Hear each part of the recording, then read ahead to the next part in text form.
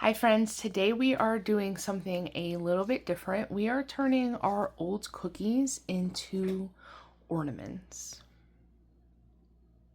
I always have a bunch of sample cookies just sitting on the bakery rack. I have them designed for menu samples or cookie class samples.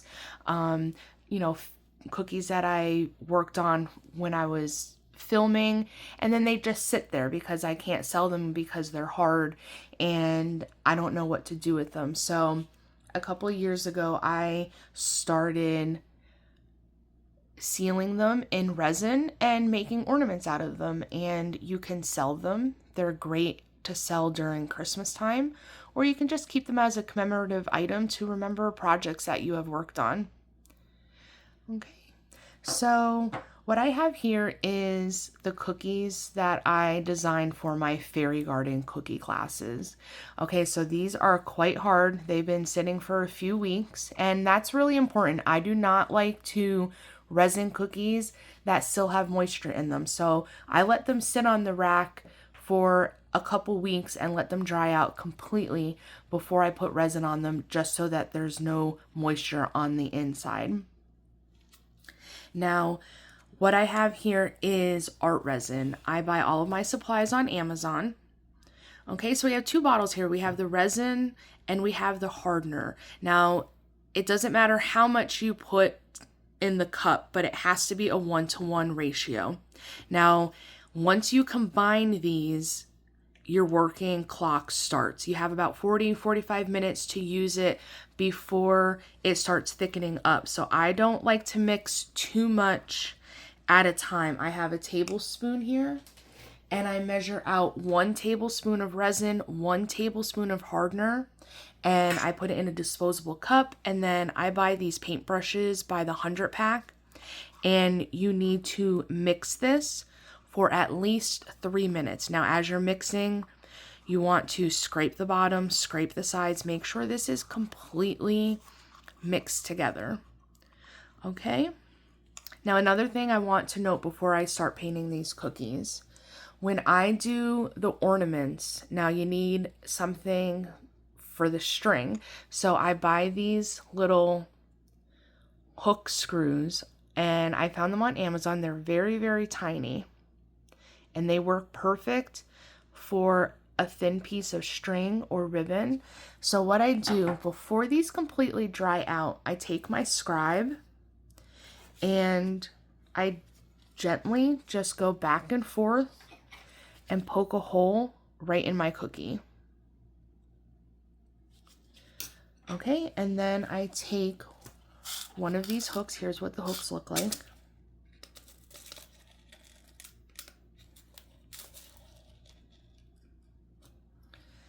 Okay, I have one of these hooks, and I just gently push that right into the top of the cookie.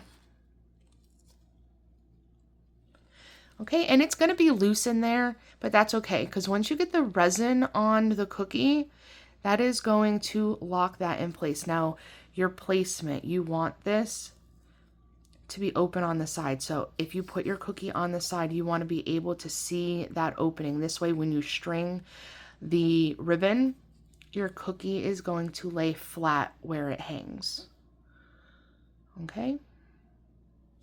Now, when you do the resin on the cookies are porous, so it's going to take 2 layers of resin to get this completely coated. Okay. Now, resin takes about 24 hours for it to turn hard, about 72 for it to cure, and you want your cookies in a warm environment, so preferably in a room that is 70 degrees or above with low humidity. I understand that might be a little bit tough. If the room is a little bit cooler, I keep my house more in the 60s than the 70s. It will dry, it'll just take a little bit longer. The more important thing is low humidity. Okay, so another thing I want to talk about is the layers. Now, like I said, it takes 24 hours for these to dry hard, and then you can add the second layer. Now, the second layer, there's 2 times that you can do this. You could either wait until this is tacky before the 24 hours is up, and then you could add the second coat of resin while it is tacky, not still wet.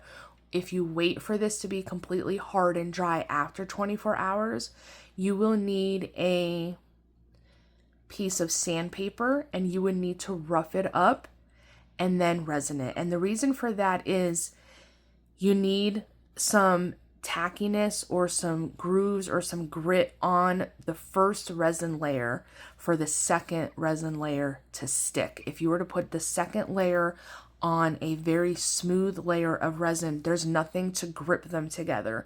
So it could grip to a tacky surface, or if you use the sandpaper, it'll stick to the roughed up surface. Okay, so that's very important that you time that correctly. Personally, I don't like to sit there and sand and get that dust all over the place, so I like to let these sit for a few hours, wait until that tackiness starts to take form, and then I'll go in and I'll do the second layer. Okay, so what I'm doing is I'm getting some resin on the paintbrush. Now I like to start with the back of the cookie first. And then you just want to brush on a little bit at a time. Just really get it into those grooves and just paint it on.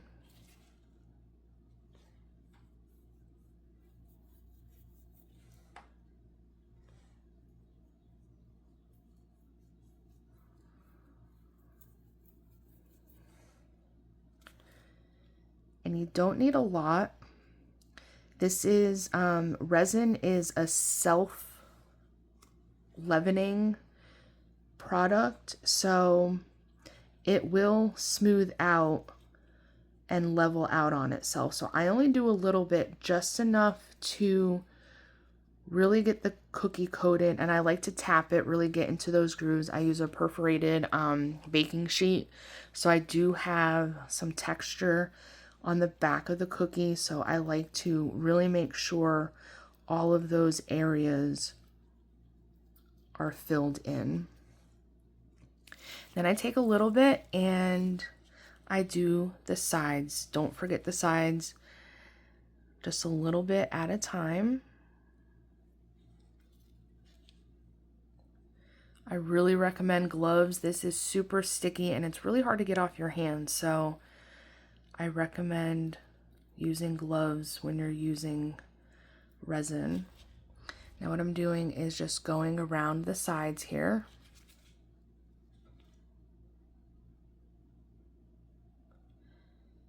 And remember, we're not using too much, just a little bit. Really make sure you're getting in all of these grooves.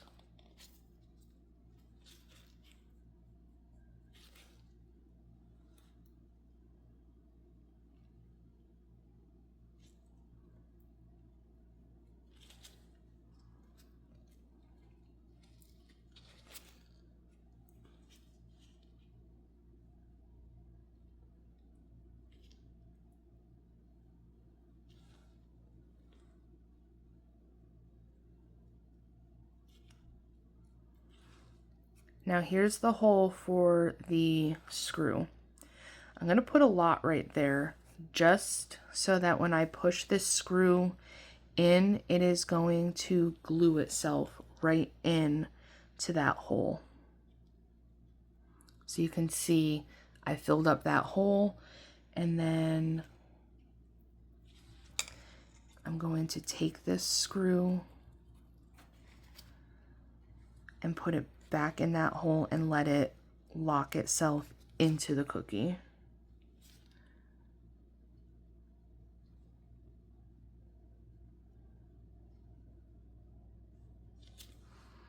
Okay, so there's the screw.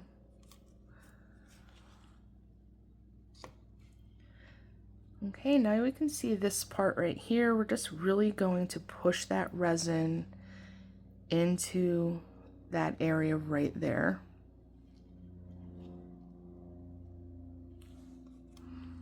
Okay, I have my pan lined with parchment paper. Parchment paper is the best thing to line your trays because it will peel off. If you use anything else, it is going to harden directly to that surface. So make sure that you are using parchment paper.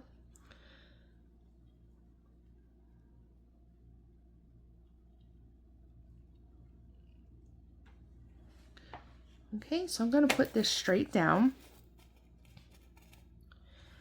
We are going to leave it in that spot, and now I'm going to paint the top of it. Now you want to be you don't want to use a lot here. If you use too much, it's going to drip over the sides, and then you're going to have resin just running right off the sides of the cookie. And then you're going to have to file that down with the sandpaper. So we're going to use this very sparingly. I'm going to do that moss last just because I don't want it sticking to my paintbrush.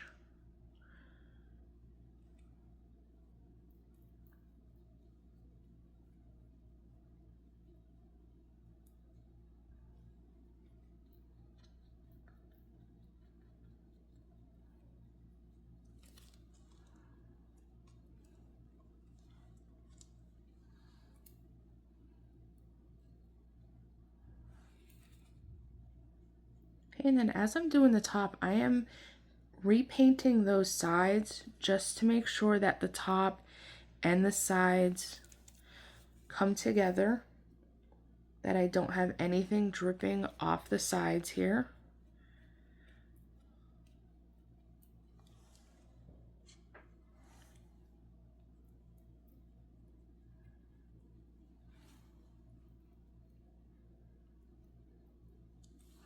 I do want to make one note. Resin does yellow over time, and that's just a part of the natural process of resin. It interacts with UV light.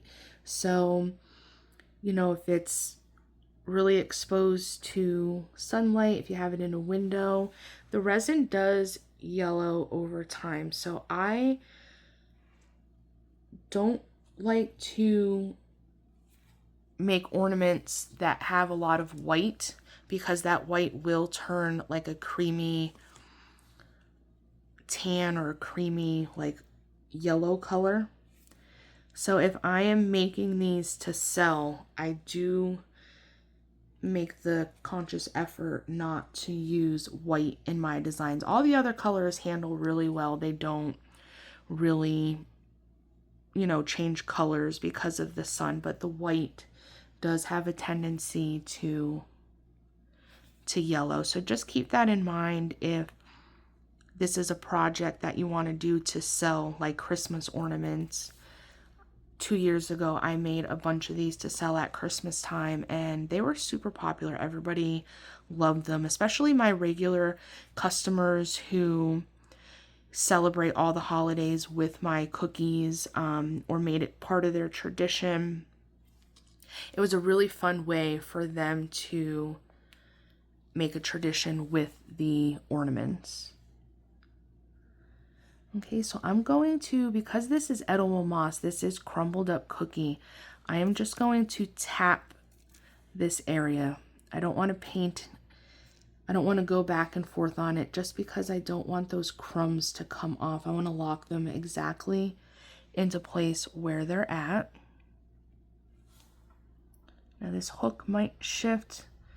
Just put it back in place and push. As that dries, that will get locked into place. Okay, so here is the snail. This is as much as I'm going to do with it. Okay, you can see, you know, it's a really thin layer. It's not super thick. It's just enough to get that coated in the resin. And I'm going to let this dry you know, for several hours. And then once this gets tacky, right now this is super wet, but once it gets tacky, and you'll know it's tacky when you touch it, if it leaves like your fingerprint in the surface of it and it's like really sticky, that is when you can go in and add the second layer, and then the first layer and the second layer, they'll fuse together, and then it's done. You only need those two layers. If you don't have time to do it later and you want to do the 24-hour method, you want to grab the sandpaper and just rough up the hardened first layer, just so you have something to grip to. And then you want to let it sit for 72 hours. That's really key, and that will cure the resin. Okay, so I am going to work on all of these, and then I will come back and we'll follow up with the next steps. Okay, we are back with our cookie ornament. It's been a couple hours, and that first coat of resin is getting pretty thick and tacky. So just to show you how tacky it is, I'm going to lift this one up. And I like to touch it and just to get a feel for how tacky it is. See, my glove is sticking into it. It's drying really well, and it's leaving, you know, a little fingerprint in the resin. This tells me I'm ready for the second coat. Now, this is my process. Like I said before, I don't like sandpapering the dry coats just because I don't like getting that dust all over the place, and it's an additional step. So if I have the time, I try to do this in one day so that I don't have to come back in 24 hours, sand, and redo the whole process. So what I do is I wait until this is pretty tacky, and then I go and I get the second coat on there.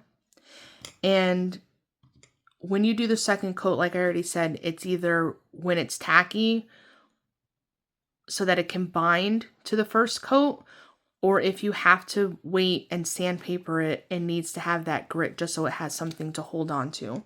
So now that this tackiness is in place, I'm going to start with the back again. And we're just doing this, we're doing the whole process a second time. We're painting on this resin, and you can tell that it's starting to fill in the grooves. Like, see this part right here, you can see the texture of the perforated mat, and right here, that second coat, see how it's sitting on top? We're losing that texture there. That's because it's sitting on top. It's not getting absorbed. This first coat was absorbed into the cookie. So now this second one, this is what's going to lock in this cookie and make it airtight so that we can keep it forever. So now I'm going to go across this and just paint this on. Really thin layers. We don't want to be super thick.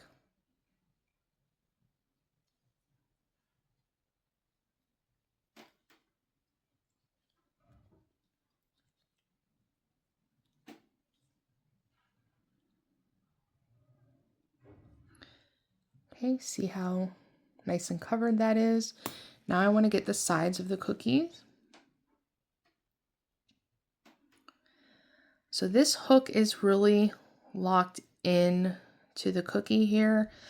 I'm going to just gently push that resin right until it touches that hook.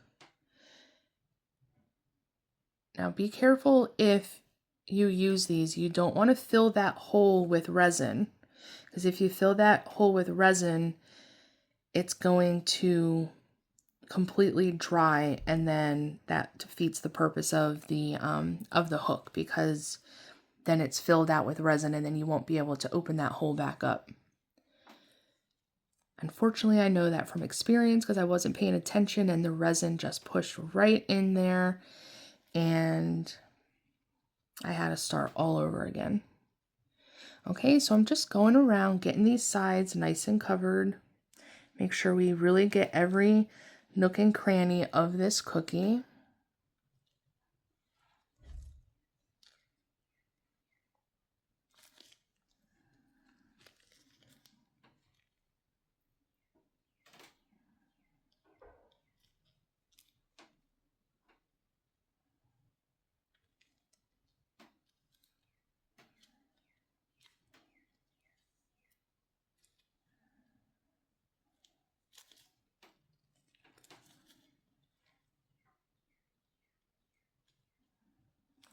I like to do the bottom and the sides first because then I could lay this flat and then really pay attention to the top of the cookie.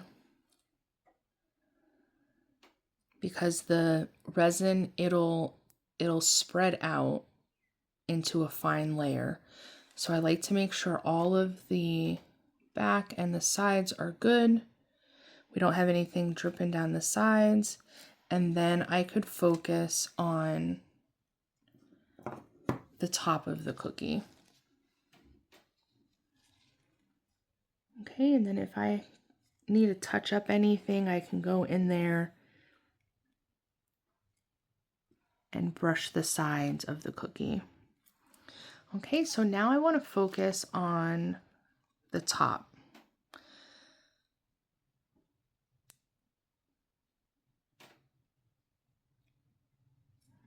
Now, whenever you have this line work, you really want to make sure that you get that nice and covered.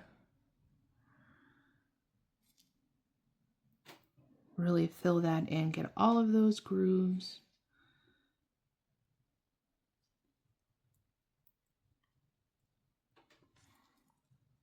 The second coat doesn't take as long. You know, we really paid attention and got it all covered nicely in the first step. So this is just that finishing coat.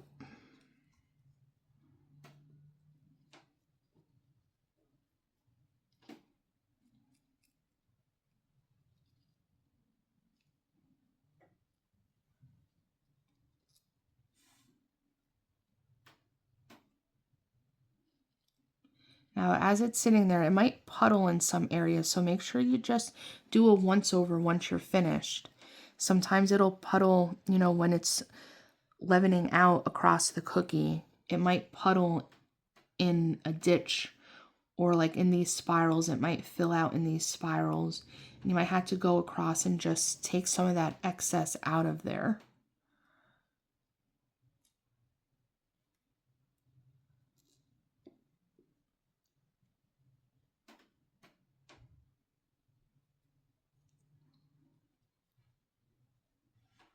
Okay, so there is our fairy.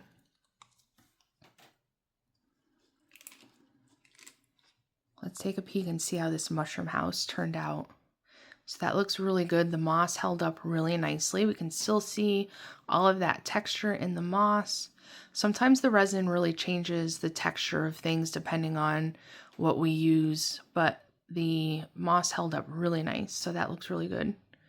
And I really gave a really thick coat on that butterfly. Make sure that's locked in so we could avoid breakage. Okay, so I'm going to finish up the rest of these, and then once I am finished, they are going to be sitting on the rack for the next 72 hours. I want them to cure completely, and then I will swing back in a couple more days and we will string the ornaments with some string, and I will show you the final product and how I package them to sell. Okay, so it's been a few days since I covered these ornaments in resin, and I just want to give you a really close-up look at how beautiful they turned out. You can see that shine. It's very smooth. Everything is coated in resin. This guy is locked in place so that we can put our string in the hole up there. Okay, so once I'm finished with these and these are completely cured, you can grab any type of ribbon or string. I have this silver rope string. And what I'm gonna do is I'm just gonna feed it through the hole up top here.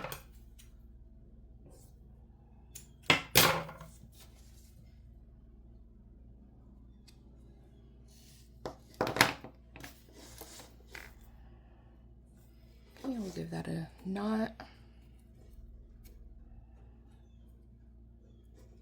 If you want to be extra fancy, I found these charms on Amazon. So if you want to put a year on it, they do sell year charms.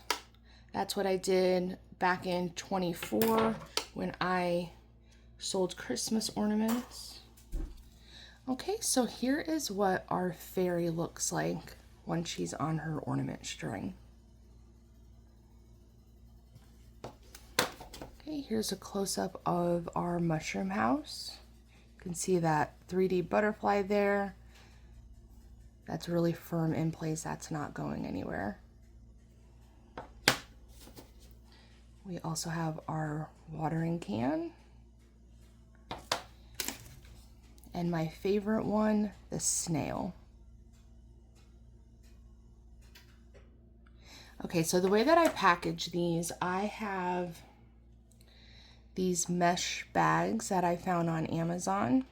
It's just a nice little dust cover to keep them safe while they're in storage. I just put the ornament inside and pull the string. Then I also found these jewelry boxes on Amazon. Okay, so they have this foam padding in here, but it's too thick for the ornament. It sits too high up on here. So what I do, I take this and then I just pull it in half.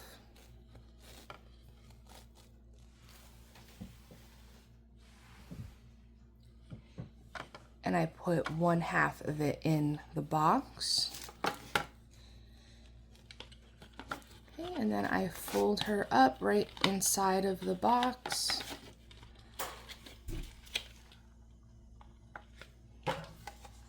And put the lid on it. And to keep this closed, I have these stretch loops from Miss Cookie Packaging. So what you want to do is open up the loop, put your thumb on the bow, hold it in place in the top, and then take the rest of the loop here, pull it across the bottom, diagonal, and then bring it up and snap it on the other side. Okay, and that is how I package our resin sugar cookie ornaments.